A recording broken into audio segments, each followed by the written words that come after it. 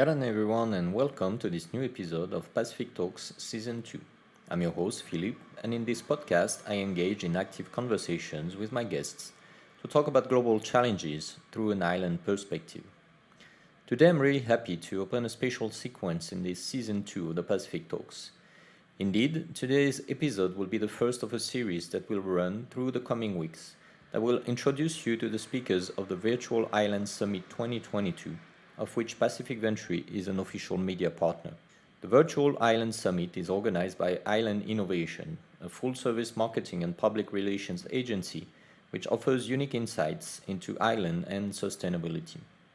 This summit aims to encourage islanders share knowledge and solutions for resilient, sustainable, and prosperous island worldwide. Along the summit, we have thus decided to sit with some of the speakers to dig deeper into their projects, ideas, and their insights for our Pacific Islands. You'll be able to hear from people from the Pacific, but also from other islands of the globe that share similar challenges and concerns as our Pacific community. For the first episode, I had the privilege to talk with Ariana Tibon.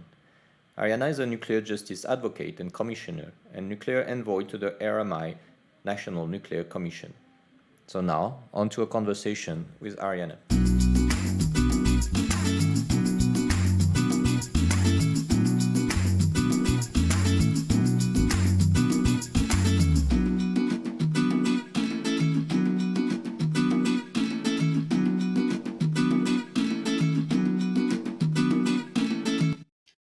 Ariana, Yorana, Yakwe, welcome to Pacific Talks. Can you tell us a little bit about yourself for those of our listeners who don't know about you yet? Okay, Yagoy, thank you, Philip, for in the invitation to join you this morning. It is an honor to be here today, and just to provide a little bit background on myself, my name is Ariana Tibon Kiluma, and I work with the National Nuclear Commission as a commissioner. I was recently appointed earlier this year. And so it is truly an honor to be here today and to speak on behalf of my people who continue to live with the consequences of nuclear weapons today. And prior to my appointment as a commissioner, I worked with the NNC as an education and public awareness director. And my main goal during then was to educate our children and communities about the nuclear weapons testing program and the effects of such programs that have hindered our livelihood today. Because believe it or not, many Marshallese are not aware of our nuclear legacy. I myself included had no clue that my own family members were test subjects under the United States nuclear weapons testing program, leading to my second point of how I got involved with this work in nuclear advocacy. Um, Long story short, I was born and raised in the Marshall Islands. I did not learn about the nuclear legacy in school until I had actually left home for college. And during my college years, I decided to write my papers on home. And initially, I would write my papers on diabetes and hypertension and other issues that we were kind of it was kind of instilled that these are major issues in our country, but the nuclear legacy just was not really a priority. And I'm not too sure how I came across it, but I stumbled upon photos of my family members on Google, and this was during the nuclear testing era. And then I started doing further research on this. And so maybe we'll talk more as we go down the questions, but that's just a brief background. Thank you. Thank you. That's actually an interesting context that you provide to understand exactly what's happening in your island. And as you know, French Polynesia, where we are at the moment, has been also a victim of those nuclear experimentations in the 20th century. And both our countries are living today or trying to live with the consequences of this past. So exactly, and you touched upon that already a little bit, but can you tell us a little bit more about what's the situation in your country as of today? What's the level of risks, and what are the challenges that it creates on a daily basis for your population regarding those interaction with the nuclear past of the country?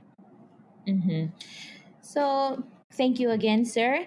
The nuclear weapons testing program drastically altered the livelihood and well being of the Marshallese people in a way that undeniably violated a number of human rights, and it had caused irreparable harm to the health of many Marshallese.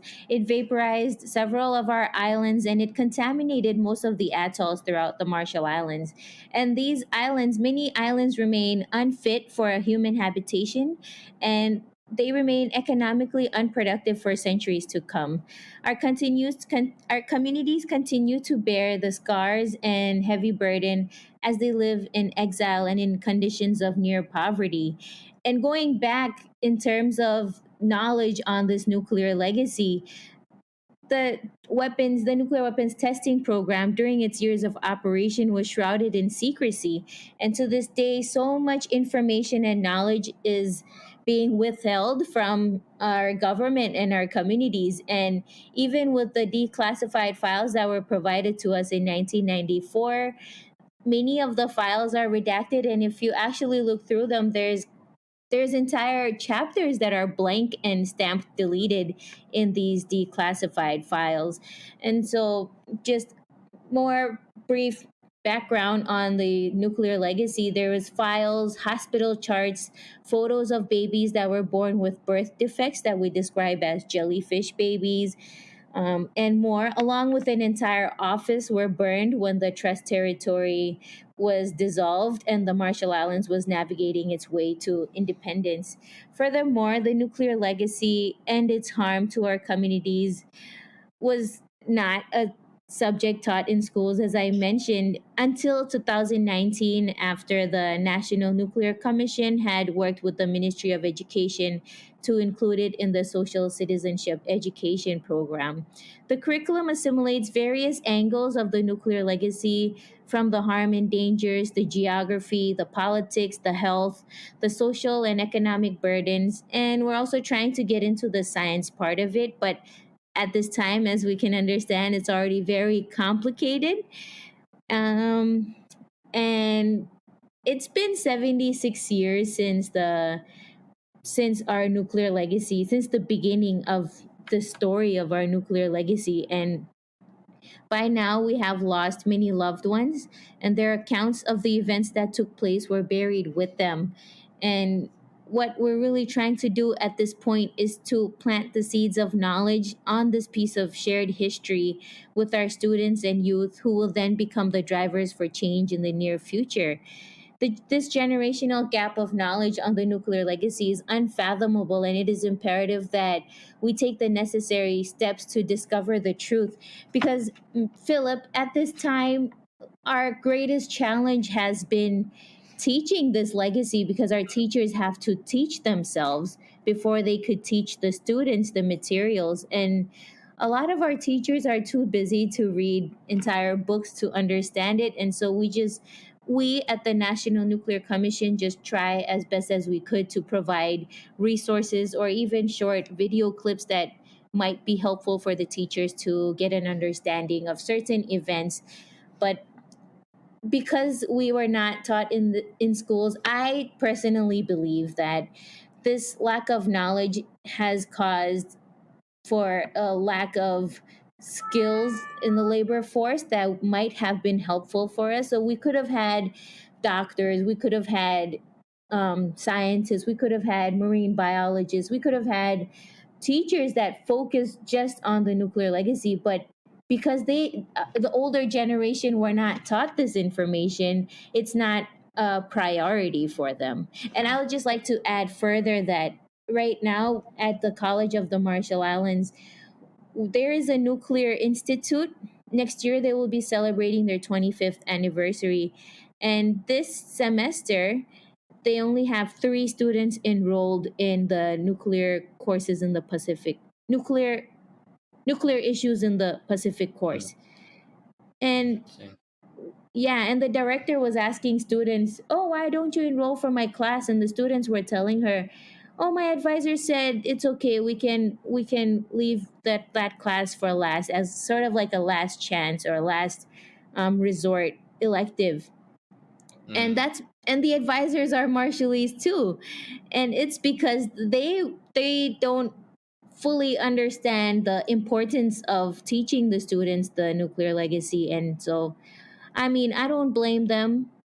I don't blame anybody. But what we're just trying to do now is to just educate. At this time, we have many cancer cases. We have, I mean, every family here in the Marshall Islands has a loved one who is either struggling with cancer or has sadly passed away from cancer. And we don't have a single oncologist on island. We don't have a cancer care center. And our government referral program does not refer patients if they have reached the later stages of cancer, because let what is it called, less chance survival does would just be kind of, not to be mean, but the way I think the government sees it would be a waste of funds Mm. because survival And rate so, would be low.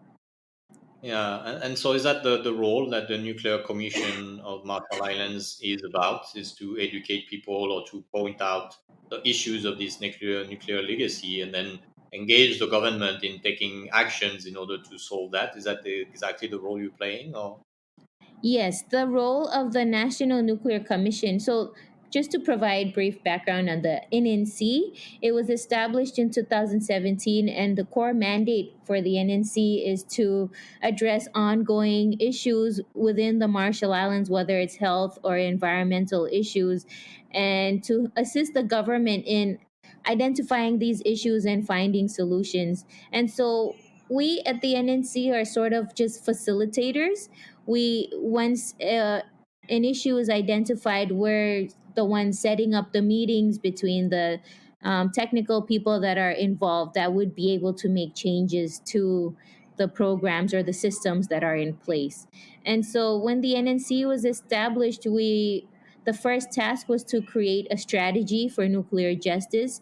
And just to briefly list down the core pillars of the strategy is compensation, healthcare, environmental remediation, national capacity building, and education and awareness. mm, okay, interesting. It's fascinating to see all the parallels between our two countries. We can see like the legacy is exactly the same. We're struggling to educate people within our education system and raise awareness. And there's obviously the whole health issues that come with it. And when we compare the two situations, we can definitely see that there's a pattern here on how our countries have suffered short-term vision, short-term decision, or very single-sided decision making that created those unintended consequences on the long term for communities that were foreign to the issues that they were trying to solve. So, how do you think that the stories of our two countries can help us to be leaders and definite actors in the fight against nuclear proliferation today? We hear talks about this nuclear weapon ban treaty that is struggling to gain momentum and to get the big nations who are the nuclear forces to adhere to this treaty. So how can we help spread the word and maybe raise awareness among all the nations in the world that the way that we have been impacted and how it can serve as an example for the future? Hmm. Yes, our countries definitely do have a lot in common, sadly, in terms of the nuclear legacy, and our experiences today are very similar. And in terms of the nuclear weapons ban treaty, it's it's such a hard topic to discuss because the countries that are producing these nuclear weapons haven't signed on to the treaty, and Exactly. it is such a struggle. I How do we convince these countries to sign on to the treaties if they themselves know the depth of the horrors and harm that they have unleashed on our communities and our health and our environment and our people? They actually know more than we do on how dangerous the effects of nuclear weapons are, because for my people, for the people of the Marshall Islands, they had conducted the test and then they had used the people as test subjects without the people's consent, and they were collecting samples whether it was blood samples, urine samples, they even extracted healthy teeth just to see how the body reacts to radiation. And so they have done their studies. They know they know all the effects and the all the implications and the consequences of nuclear weapons, and yet they're still producing these weapons of mass destruction. And so I personally, I've been struggling with this. I'm not too sure how we can address this, but I do believe if we were to, for example, if if I was just to call the president of the United States and have a discussion with them, sort of like a grandfather and a granddaughter discussion, skip all the formalities and just speak from the heart and just, share all my frustrations with him in sort of like I said, like a grandfather and a granddaughter conversation, maybe then they would listen. But then Mm, when we bring in all the bureaucrats into a room and we bring in all the politicians and have them discuss, they have their own agenda to take care of. And so I don't know, Philip. This is a hard question, but those are just some maybe possible. I'm not sure what my chances are of even having a phone call with the president of the United States, but I am hopeful. And in the Marshallese language, there is a proverb that says "An pilingling ko ba kamalomito." In English, it's translated to "Every droplet of water creates an ocean." And so if mm, you're in charge of a droplet, I am in charge of a droplet, my entire family, each of them, and your entire family and your colleagues, we can somehow create tidal waves that would be forceful enough to get us noticed. I don't know. That's just mm. my thoughts. it Yeah, and I is mean, it is for a us very ocean people, difficult question. to be a droplet, that's something that we know to how to deal with. So I guess that helps.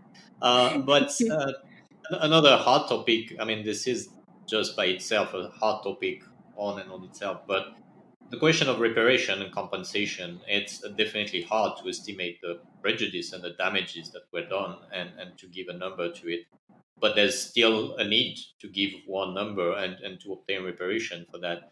How is your country dealing with this situation, and how, if anything, you use reparation or the idea of compensation as also a tool for the economic development of your country, and how all of this is also uh, analyzed through the filter of all the environmental issues that we are dealing with that are also an issue of short-term vision from those big countries. In terms of reparation and economic development, building off of the nuclear legacy, just to be honest, we do not have the capacity for environmental remediation. We do not have the capacity for caring for our loved ones who are living with radiation related illnesses. We do not have the capacity for just a lot of things. And we rely heavily on the United States to provide certain programs to our people that would, in a way, help the people enhance their livelihood. But I'm not too sure what we have in place for the that has been in place for the past 40 years or 40 years since the first compact negotiations and the second one.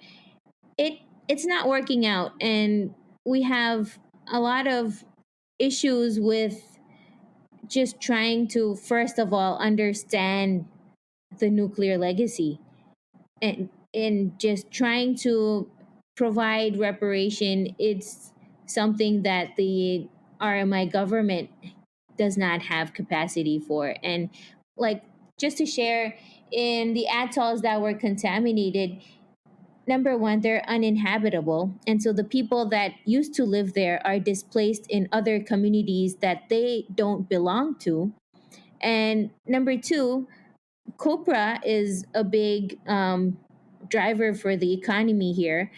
And those people that are living in land that does not belong to them cannot harvest the copra from the land that is rightfully theirs, because the copra company would not accept that copra because it is deemed to be contaminated.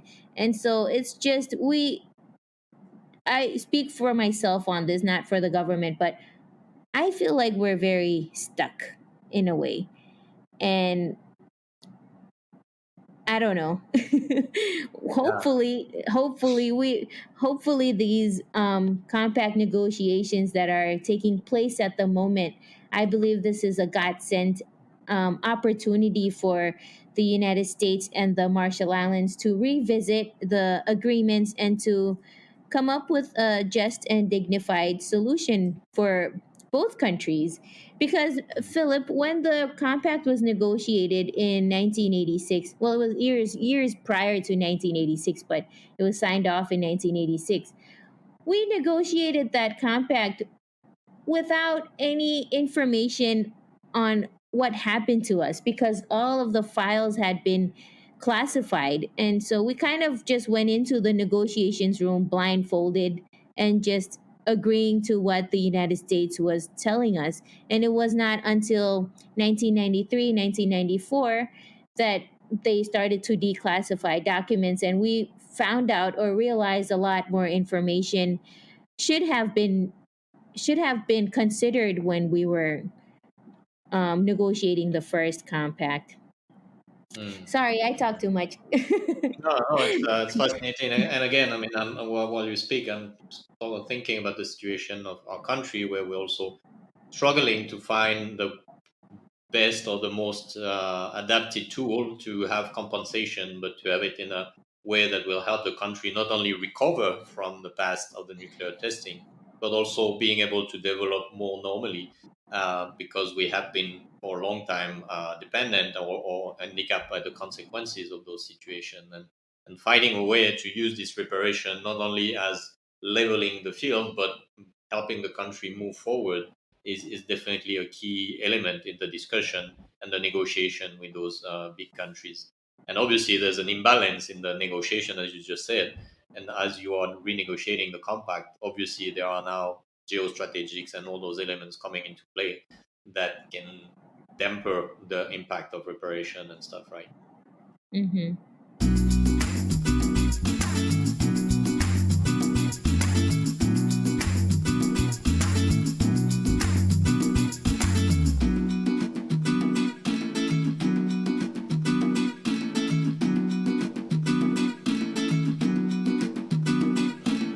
And so another parallel that I would like to draw on this is, as you said, dealing with such a huge issue that has so many complexities kind of make us feel stuck. And it's a little bit like what we feel as in the Pacific towards climate change. We feel stuck because we understand exactly the consequences, but we're struggling to convince the big countries to make a change or to step up in that topic. So how do you, maybe in the nuclear commission, how do you think you have a role to play in advocating for climate change and for all those changes that needs to be implemented regarding the history of the nuclear testing? Mm. This is another, like you mentioned, this is another stuck chapter incorporating the nuclear legacy and the climate change. First of all, our people had been displaced from their homes because of the nuclear testing. And now what we face today is large numbers of out migration. And this time they are being displaced from their country because of climate change. And so, as you mentioned, it's how do we convince the big countries to, because they are the driving force causing climate change, and money makes the world go around, right? And so I'm not too sure how. This is just being very honest. I sometimes lose sleep at night because I don't know how to convince the world that climate change is a reality that many of us, I think all of us in the Pacific, are living with. And I don't know, it's just would they then wake up if all our islands are underwater and we're now refugees in their countries? Mm, I don't know. yeah. It's just it's hard because even when climate experts say that it is predicted that by 2040 or 2050 we will be submerged in water, it seems like that alone is not enough to convince these Mm. big leaders of how problematic that is. And so I don't know, maybe you can help me come up with solutions on this, but it's a very hard topic for me and I have no idea how to convince.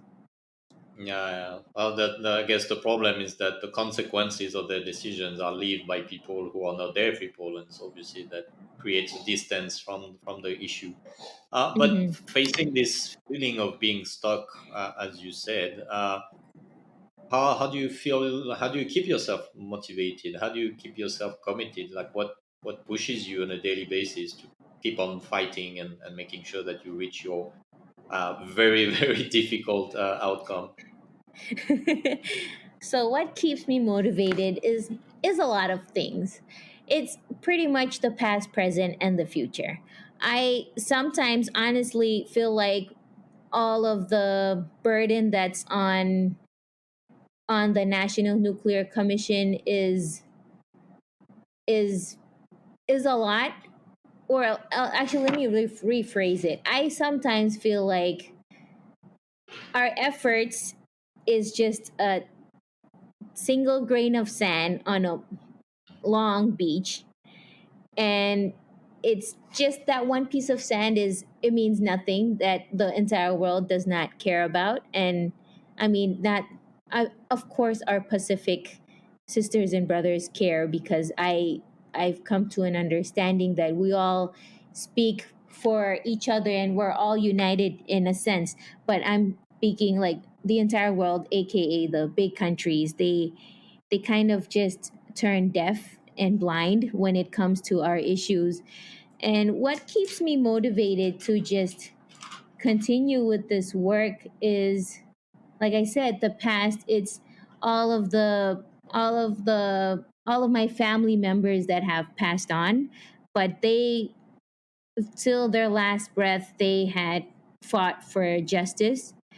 And so I feel like it is my responsibility to carry the torch and just to keep amplifying their voices because at this time, this is way back when, like, for example, for my family, my great grandfather, he was, and I did not know this until just maybe 2 years ago, he was traveling by ship. This was, I don't know if this was before planes, but he was traveling by ship. He did not have a passport and he was traveling to share the the reality and the truth of what was happening here. And for our listeners who are not aware of what Project 4.1 is, Project 4.1 was the United States top secret medical lab study that was conducted to see how radiation affects the body. And under Project 4.1, there was an exposed group and there was a control group.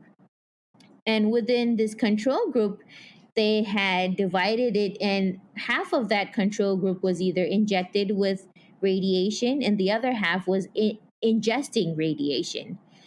And so my family comes from the exposed group because my great grandfather and my great grandmother were living on Rongelap Atoll when the bomb, one of 67 bombs actually, when the biggest bomb had detonated, and they were displaced 4 days after the testing. So the United States did not evacuate them the same day, but they actually waited 4 days. And according to these reports, they wanted to leave the community there so that the community can absorb as much radiation as possible for the experiments.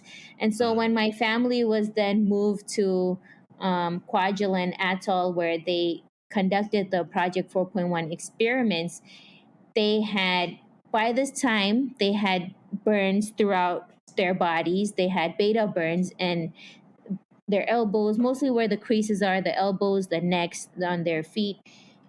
And they had to scrub those burns 3 times a day in the lagoon, which is salt water, and they had to scrub it with soap 3 times a day. And a military officer would come with a Geiger counter and scan their bodies to see if they were still contaminated. And when they did this, they had the women and the men separated in groups 3 times a day for this lagoon bath. But when they were moving them from Rongelap to Kwajalein, Philip, I will just share with you, this is a very heartbreaking reality that they don't really talk about because of the humiliation that's um, it's woven into this. They had the entire community stand naked on the ship, and they had brought a pressure washer and hosed them down. And so they did not separate by male or female. They had mothers, grandmothers, children, sisters, and brothers all standing naked, and they were hosed down with a pressure washer. And so this is just the beginning of it. And by now, their hair had already fallen off. A lot of the children were bald because they were playing in the radioactive contamination, the fallout. And it's a lot. It's a very gruesome piece of history, and what I'm sharing with you now is just one page to an entire book. But anyways, my grandfather later on led many efforts to share their stories with the international community. And it was not just him alone, it was him and a lot of his brothers and sisters too. They were traveling to share these stories. And so that's one of my motivations. That's the past. The present is today, I feel like there's just a lot of work that needs to be done. And we cannot be content with the way with our livelihood today, with not having cancer care, not having even just an oncologist on island. We cannot be content with that. We cannot accept that. And that's another motivation for me, just present. All the problems of today, I feel like I need to solve. And the future is my daughters. I do not want to leave this world and feeling like I have not done anything to try to make the world at least a better place for them. Wow, well, this is both very sad and very inspiring to see your energy despite those terrible stories that you grew up with. Um, and so my last question for people who are listening to you and to your stories and who wants to help you or to help those fights to be fought, whether nuclear past or future climate change, or just the current present, whereas we talk about inequalities or all those difficulties that our countries are going through. What message would you like to share with them for them to maybe find the energy to become an agent of change and, as you said, just leave the world a little bit better than when we arrived? I think my only advice for anybody who's listening that would want to become drivers for change wherever they are in the world, I think the only advice is to just stand your ground, because if you have truth on your side, the truth always prevails. And so that's also another motivation. I feel like someday the truth will prevail, and the entire Pacific communities and all other frontline communities that have been living with the consequences of radiation and nuclear weapons testing and weapons of mass destruction, one day they will get the justice they deserve. Fantastic. That's a great way to close on this big hope that you have, but a hope that is engaged every day through your actions. So, Ariana, thank you very much for joining us and for sharing your testimony and this fight that you are leading in the Marshall Islands. Thank you so much, Philip. I truly appreciate this. And I also want to thank the organizers once again, the Virtual Island Summit organizers and Pacific Talks organizers, for this opportunity to share the Marshallese story. Kumol.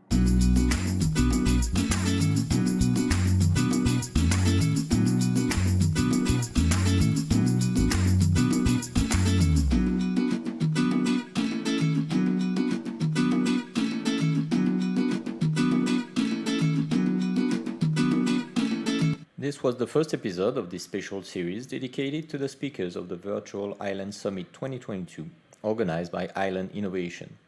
To know more about the summit and register for it, feel free to go to the website islandinnovation.co/events/virtual-island-summit.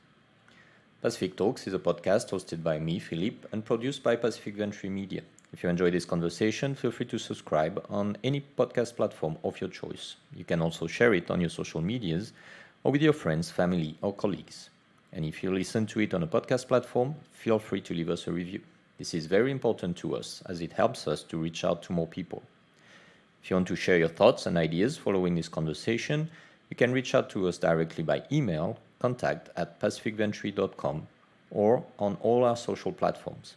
Until next time, with another guest, another discussion on the challenges of our islands, take care and see you soon.